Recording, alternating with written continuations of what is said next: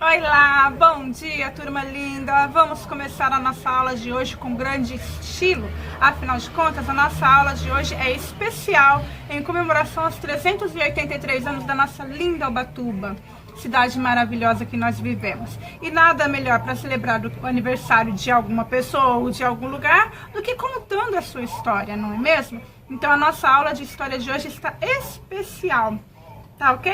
Vamos lá então? Para começar, a gente vai abrir esses slides aí.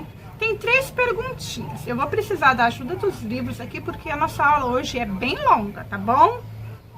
Olha só, nesse primeiro slide fala assim, a mão de obra africana. Olha só, então hoje a gente vai trabalhar a mão de obra africana, nós vamos trabalhar o cultivo da cana-de-açúcar e vamos para o segundo episódio do mergulho no pirão, que fala sobre o ciclo do açúcar, tá? Então a gente tem 3 perguntinhas para começar. As perguntas são: por que os portugueses realizavam o tráfico de escravos da África para o Brasil? Como funcionava esse tráfico? E como funcionava a escravidão da África antes da chegada dos portugueses? Tudo isso a gente vai encontrar respondido nessa página linda e maravilhosa do livro Buriti Interdisciplinar, tá bom? Página 23 e 24. Então vamos lá.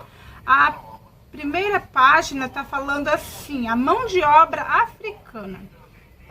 O que que tá falando esse texto, gente? Ele tá falando que quando os africanos vieram para o Brasil, eles vieram através dos navios negreiros. Eles eram despejados em navios enormes, como objetos, eram maltratados, mal alimentados, e muitos adoeciam e morriam no caminho, no trajeto de lá para cá. Os poucos que conseguiam sobreviver, eles chegavam aqui no Brasil, eram divididos e espalhados por diversos fazendas para poder trabalhar como escravos. Muitas famílias eram separadas e ninguém não estava nem aí para isso, tá bom? Além disso, eles sofriam privações de comida, de água e recebiam castigos físicos, tá bom, pessoal? Então no texto aí nesse texto primeiro que fala sobre a mão de obra africana, ele fala assim que a escravidão já existia na África. Não começou quando os portugueses começaram a trazê-los para o Brasil para poder trabalhar como mão de obra barata, escrava, na verdade, né? Já existia o tráfico de negros lá na África, entre eles mesmos. Então havia venda de negros para poder trabalhar em diversos ramos do comércio e agricultura também por lá, tá? Não aconteceu o processo de escravidão dos negros exclusivamente para vir para o Brasil. Então já acontecia. Ele só foi intensificado nesse período, tá bom? Então com essas informações vocês vão responder as 3 primeiras perguntinhas. Depois nós vamos aqui para a página seguinte, tá? A página cultivo da cana-de-açúcar, na página 25, tá ok? Desculpa, gente, página 110 e 111, não é 23, 25 não, tá bom? Aí a gente vem aqui para a página 110, que tá falando sobre o cultivo da cana-de-açúcar, tá bom? Vocês têm que pensar o seguinte, foi um dos mais importantes gêneros de exposição do Brasil no século XVI e XVII. Hoje a produção açucareira brasileira é uma das mais significativas do mundo, graças ao início lá atrás do cultivo da cana-de-açúcar aqui no Brasil, tá bom? O Brasil é um dos maiores exportadores de cana-de-açúcar pro mundo, tá bom? Então aqui o texto tá falando assim, que o açúcar, cuja matéria-prima é a cana-de-açúcar, era um produto bastante valorizado na Europa. Por isso, os colonos portugueses passaram a cultivar a cana-de-açúcar e a organizar engenhos para produzir açúcar. A maioria deles ficava no Nordeste brasileiro, onde havia solo e condições favoráveis para o cultivo.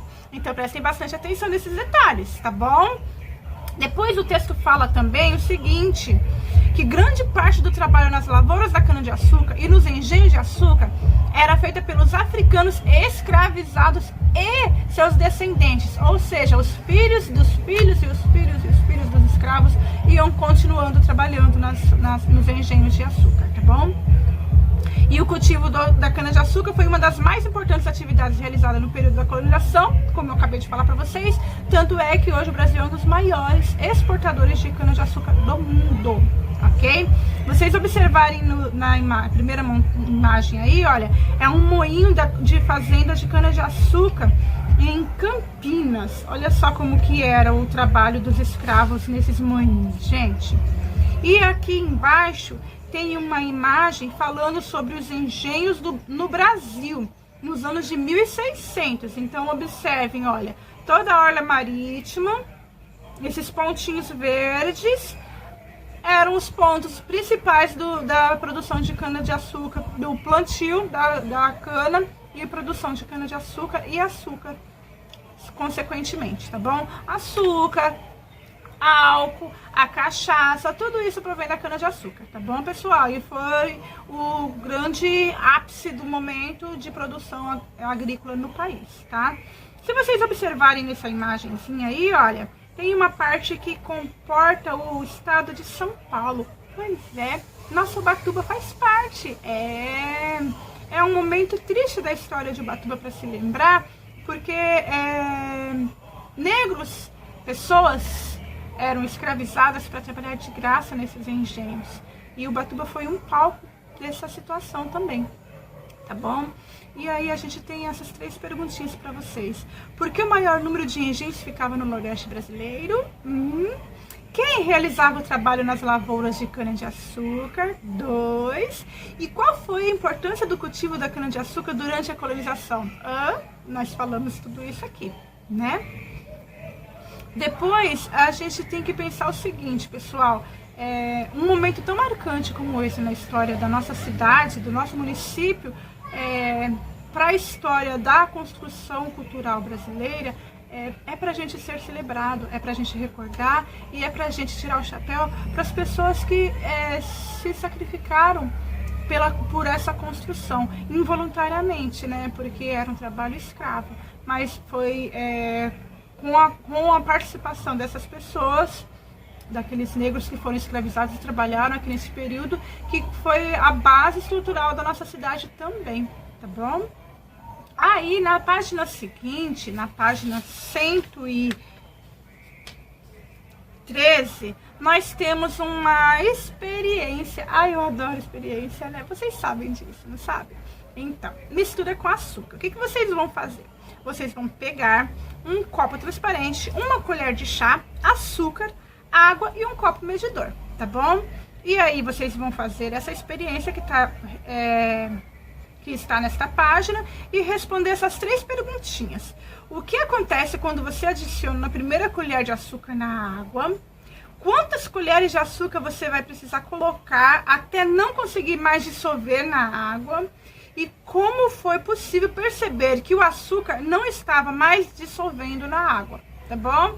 Então façam essa experiência aí, filma. Essa experiência tem que ser filmada para poder ver o resultado, tá legal? E manda a imagem, o videozinho pra mim no grupo também, tá bom? No grupo não, no privado. Não precisa ser no grupo para não sobrecarregar de informações. Mandem pra mim no privado, ok? Depois a gente vai pular lá pro final do livro. A gente vai lá pra página 171, que tá falando assim, hora da sobremesa. A gente tá falando tanto de açúcar que a gente tem que falar sobre sobremesa, não é mesmo, pessoal? A hora da sobremesa tá falando aí de pratos típicos de diversas regiões do Brasil.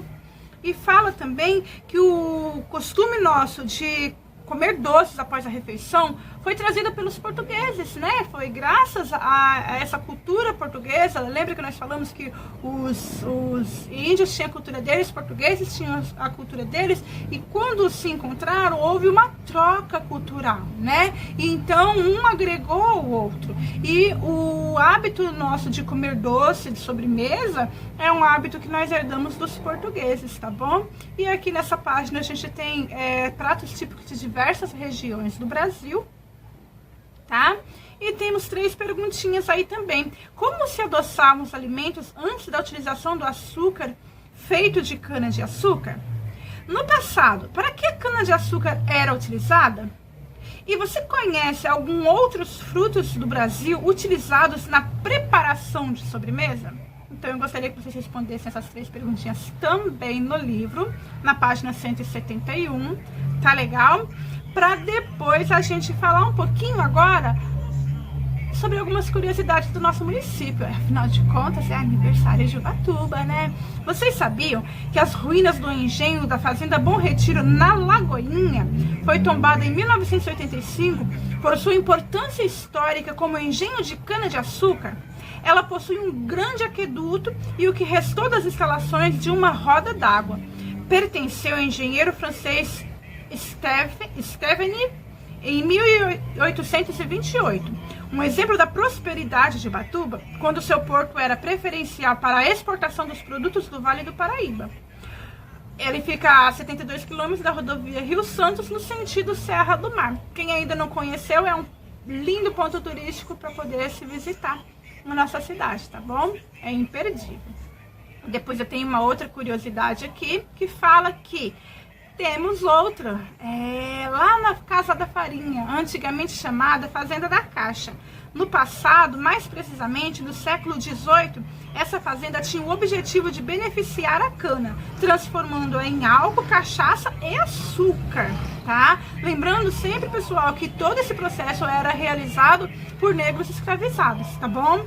E hoje os tempos são outros. A fazenda mudou de nome de Fazenda da Caixa, mudou para Casa da Farinha, porque ela foi adaptada para a fabricação de farinha. Tá legal? Quem aqui já comprou aquela farinha natural lá na feirinha dia de sábado? Pois é, aquela feira é produzida lá na fazenda, na Casa da Farinha, no Batumirim. Tá bom, pessoal? É bom lembrar que todo esse processo foi feito com mão de obra escrava. Hoje esses locais são tombados, tá? A Casa da Farinha é tombado, é um patrimônio dos remanescentes de quilombola no município, beleza? E depois a gente vai para o mergulho no pirão. Vocês vão assistir o vídeo, tá? Onde o Heitor vai falar mais sobre esse assunto, falar sobre o processo de cultivo de cana-de-açúcar no Brasil, vai falar um pouco sobre a culinária nesse período, vai contar um pouquinho sobre a história nesse período também. E vocês vão associar o vídeo dele com esse vídeo que eu produzi aqui, para poder responder com bastante propriedade essas perguntas que eu passei para vocês e finalizar com a nossa atividade extra. Vocês vão pesquisar primeiro qual é a fábrica de doces em Ubatuba e qual é o seu principal ingrediente. Pois é, nós temos uma fábrica de doce aqui em Ubatuba e eu aposto que todos vocês já comeram doce de lá. Eu quero que vocês falem para mim qual é a fábrica e qual é o principal ingrediente que eles usam nessa fábrica, tá bom? Depois, após assistir o segundo vídeo do mergulho no pirão e realizar as atividades do texto acima, eu quero que vocês façam uma receita. Uma receita bem gostosa, tá bom? Usando a banana. Vai fotografar ou filmar o passo a passo e mandar pra mim também, ok? Beleza, pessoal? E para encerrar as nossas atividades extras, não podia deixar passar batido o aniversário da nossa linda cidade, certo? Ubatuba completa no dia 28 de outubro 383 anos. E que tal a gente fazer um desfile virtual para poder comemorar, já que não podemos por conta da pandemia, não é mesmo? Este ano não acontecerá um desfile presencial como acontece todos os anos na cidade. Então nós, alunos do 4º ano B da Escola Maestro Pedro, junto com a Proedilene, vamos cada um fazer um cartazinho bem bonitinho, tirar uma foto e aí eu vou montar um lindo desfile virtual pra gente poder publicar. Combinadinho? Eu fiz um cartazinho bonitinho aí do lado, bem bonitinho, bem simplesinho, mas eu gostaria mas tá caprichadinho. Eu gostaria que vocês fizessem um também, bem bonitinho, caprichadinho. Tira uma foto segurando o cartazinho e manda pra mim, pra eu poder montar o nosso desfile virtual de aniversário de Ubatuba. Combinado, pessoal? Eu estou disponível aqui pra vocês, para poder tirar todas as dúvidas que vocês tiverem ao longo dessas atividades que foi bem extensa, não é mesmo? E me chamem, que eu estou aqui para ajudá-los no que for preciso, tá bom? E a gente depois colhe os resultados e o fruto dessa atividade de hoje, que eu acho que tá muito gostosa. Um beijo no coração de vocês e que tenhamos um dia glorioso.